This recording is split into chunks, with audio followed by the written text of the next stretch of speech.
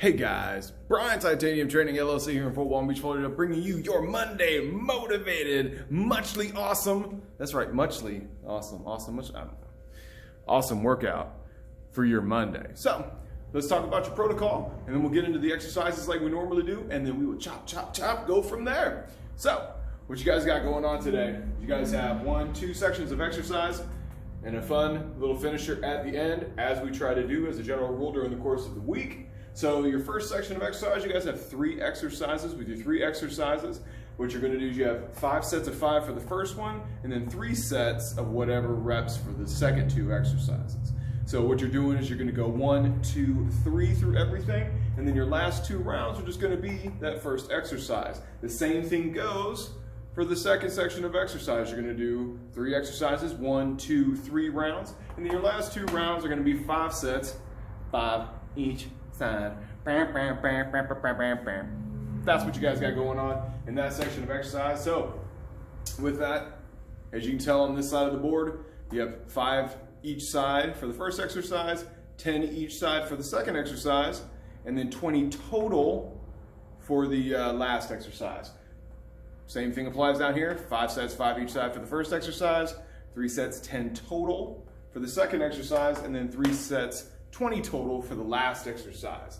Those are your first 2 strength-based sections, and then your last section is the cardiovascular section, where you get a little heart rate, a little sweaty, little. And what you're gonna be doing is you got 2 exercises. It's 3 rounds worth of work, 40 seconds work with a 20-second rest. That's what you're doing. That's what we got. And here to give you your descriptors on your exercise protocol, sending it over to Brian. Take it away, buddy. That's right, no breakaways this time. No breakaways. So, let's talk about your exercises real fast. Just getting you guys ready to go so you know exactly what you're supposed to be doing as soon as you hit the ground running. So the first exercise you guys are going to be focusing on is what's called a single arm Z press. You guys are also going to be doing windmills and crunches inside of the first section of exercise. So with the single arm Z press, here's what you guys got going on. So first things first, you're going to be sitting down. So you're sitting down, so it's almost like you're in the Russian twist position. So feet or heels down, knees up, squeezing and bracing the abs, and the idea is you're going to do 5 on one side, switch it out, 5 on the other side. That's the single arm Z press from the ground. If you can't do it from the ground, that's okay. What we'll do then is we'll grab ourselves a chair, we'll bring it from over there. Hey, look at that. So then what you can do, same thing. The big thing is don't lean back in the chair to do the press. What I want you to do is almost be on the edge of your seat. So this way you still have to brace your abs in order to press 5 times on one side, switching it out 5 times on the other side. Simple enough. Yes! So the next thing you guys are focusing on after that is the windmill. So with the windmill, what you guys are going to be doing is you're going to grab an implement, a weight. You can grab a bag, you can grab anything that you want to grab, just as long as you're using it just one hand at a time. So from here, your goal is you're going to go feet between hip and shoulder width apart to start, and then you're going to turn your feet in whichever direction of the hand that's holding the weight. So just for your purposes here on this video, because the weight will be in my right hand, I turn my feet to the right. Now, I'm going to keep also my chest forward, and then what I'm going to do is I'm going to push my hips backwards, down, and back up. Down, and back up. If I need to bend my knee, the only knee I'm going to be bending is that knee that's forward. So from here, like I said, so since I'm going to the right for everything, that right knee is going to be the one that's bent. So it's down and back up. You do 10 on one side, switching it out, same thing. 10 on the other side. If that's too hard, that's okay. What you can do is you can always do the suitcase deadlift where you're alternating side to side, and it's just you pick it up from one side, switch out hands, and then pick it down from the other side, switch out hands, where you do basically 10 lifts on one side, 10 lifts on the other. Now that you guys are done with windmill, let's talk about the crunch. And it's not just when you put stuff in your mouth and you, it's not just like that. It's not just like that. So what you guys are going to be doing is you're going to be laying on the ground, flat on your back, and just like so.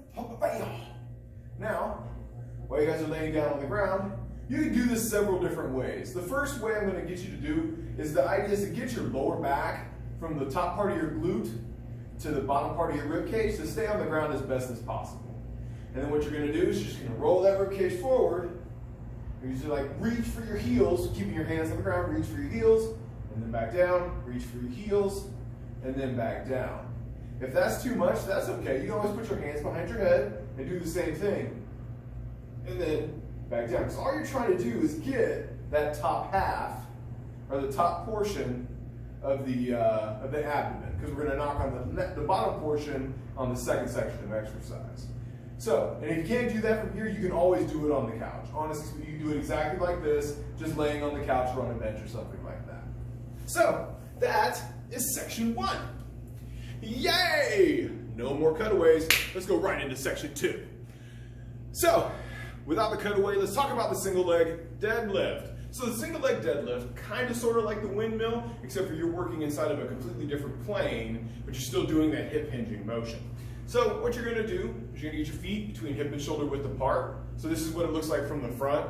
Now from the side, what it's going to look like, or at least the idea is, when you prop that foot back, which is what I try to get most people to do, when you prop that foot back, the knees are still in the same line. Like the knees are almost next to each other, but not touching, if that makes sense. So then what you're going to do is the foot that's back is also the hand that's going to be holding the weight. So for this video's purposes, you can see where my right foot is back, so the right hand is going to have the weight. You're still, just like most deadlifts, keep embracing your abs, pushing your hips back as far as they'll go, bend, and then stand back up. Down, and then back up. You'll do 5 on one side, you're going to switch it out. As you can see, like I said, still keeping my knees in line, hips flat, down, and back up. 5 on the other side. If it's too hard to do that, that's okay. What we can do is just do a regular deadlift. Don't worry about so much doing the single leg part of it, because you can still get the function out of it that I'm looking for, and just brace your core, all the fun stuff that goes along with that. So, the next thing that we're gonna do is a squat mobility drill. Yay for this one. This one's awesome. Not really. So what you're going to be doing for the squat mobility drill, so we're just going to keep hammering that lower half of the body, but the idea is with this one we're going to grab a lighter weight. You don't have to use a super heavy weight for this one. You can grab a lighter weight for it and just work through the actual motion of each specific point. There are 6 points to this exercise. So the first of the 6 points is from the standing position. So you're standing. So what we'll do is we'll show you from the front, and then I'll show you one version from the side, so you can kind of see what we're looking for. So the idea is you're going to hold a kettlebell, a dumbbell, a garbage bag, whatever you want to hold that has a little bit of weight to it. So this way you have a little bit where your core gets a little bit more challenged. So what you're going to do is you're going to squat down as far as you can comfortably.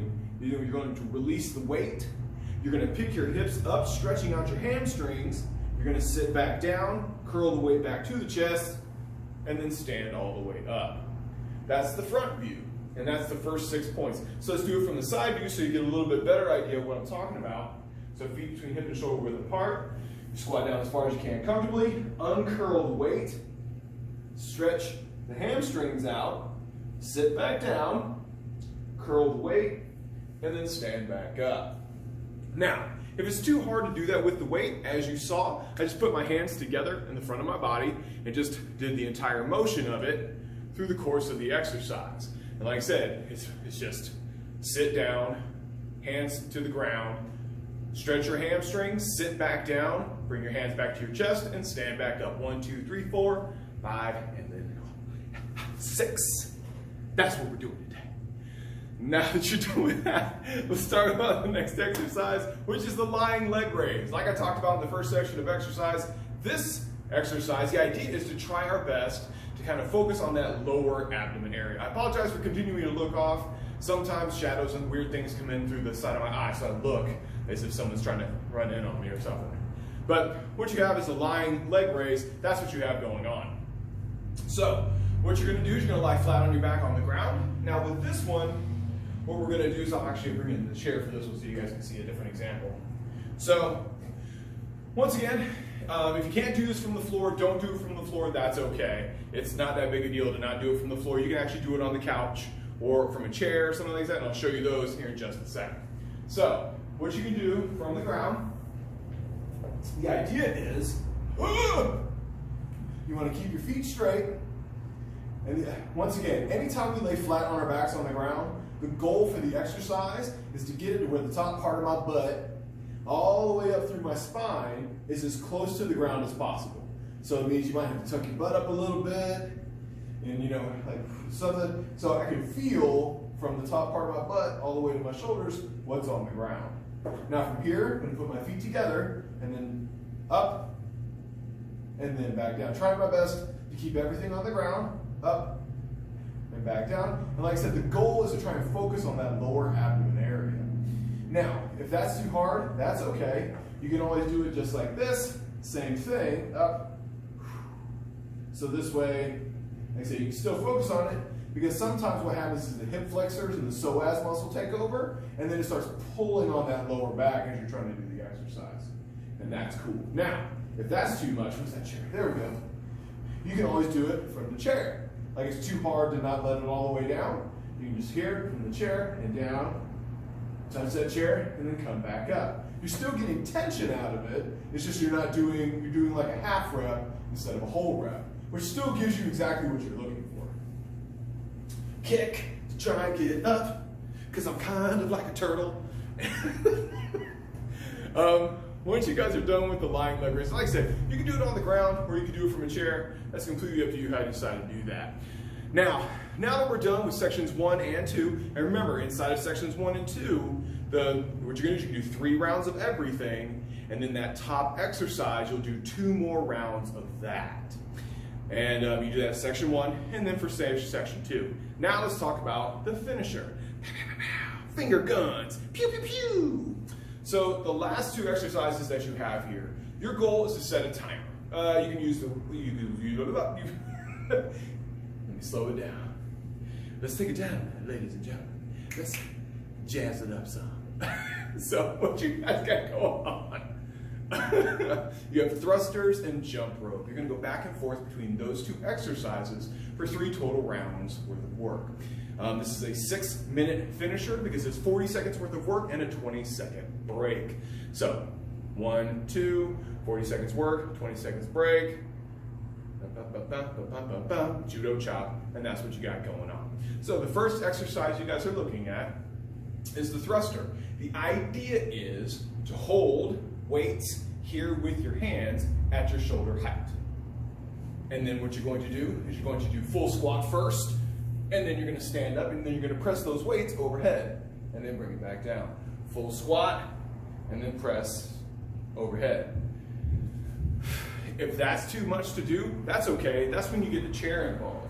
When you get the chair involved, then what you can do is you just sit to the chair, and then you stand up and then press overhead. It's another fun variation of that movement. Now, if you can't do the pressing overhead part, that's cool. Don't worry about the pressing overhead part. What you can do is you can just sit to the chair and then stand back up, and then do that for 40 seconds. I promise, after 40 seconds of doing squats, you'll get your heart rate up. And then the next thing you guys are gonna do is you guys are gonna jump rope. With this one, I know many times we've talked about it, and I'm gonna talk about it again. What you can do with this one is you can actually have a jump rope and do it for 40 seconds. Or what you can do is you can march in place for 40 seconds. You can do high knees for 40 seconds. You can do jumping jacks for 40 seconds. Just whatever's the most comfortable on your joints. Because that's another thing that we talk about here as well here at Titanium Training, is that you don't have to completely pound your joints all day, every day to get the benefits of these exercises. What you can do though is you can do it within your range of motion, within your specific capacity that's going to get you the effort, and it's going to get you the result that you're looking for. That's all you have to do. So now that we're done with Monday's workout, and it was a no cutaway video just to see how well I would do with it.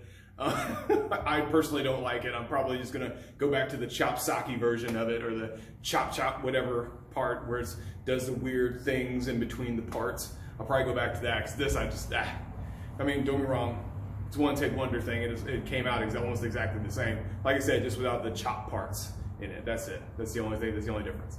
So, same ridiculous person giving you instructions on how to exercise.